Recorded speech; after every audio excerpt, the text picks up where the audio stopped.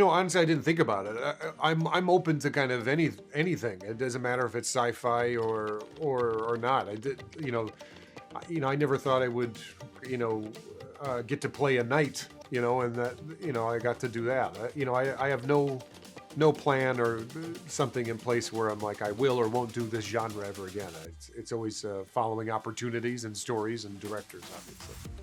Well, that it was a kind of blend of things that I hadn't seen before, and that it was an original idea that kind of needed to be in theaters, and that it was a family movie was also really exciting. It was a family movie about dinosaurs and laser guns. It was kind of, an easy sell, but that there was, there was still character in it. There wasn't, a big themes of loss and grief and found family, made it even more unique, so then the spectacle of it became kind of ancillary.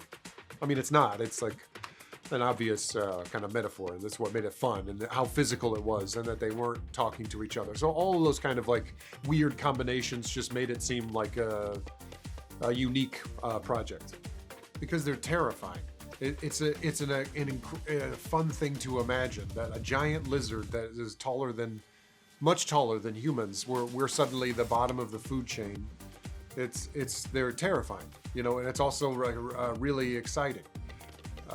I knew when we were shooting the movie that there were special effects, but there was one time when they actually put a dinosaur costume on, and we were in the woods in New Orleans, and I can't describe the kind of excited fear that I got from seeing this thing that I know is a puppet, but is still, nevertheless terrifying.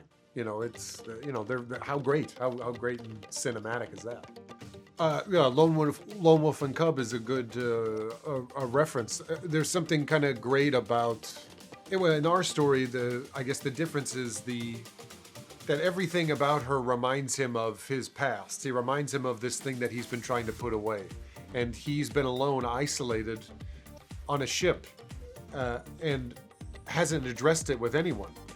And has to do this kind of job without seemingly a purpose anymore. We don't know that. It's something that we obviously discover. And every time he has an outburst or an aggressive moment with her, it's obviously to mask incredible pain, but it's through pain that they find this kind of found family part of it. So it's I don't know, maybe it's just a metaphor for being a parent, where you suddenly this thing is you're responsible for, and maybe it plays to this fear of when you're suddenly given this other life to take care of. It's kind of a big metaphor for parenthood of I am totally helpless, and all my instincts kick in, and only because, not because of their personality necessarily, that has a lot to do with it, obviously, but by being open and innocent and looking to you as kids kind of do, that it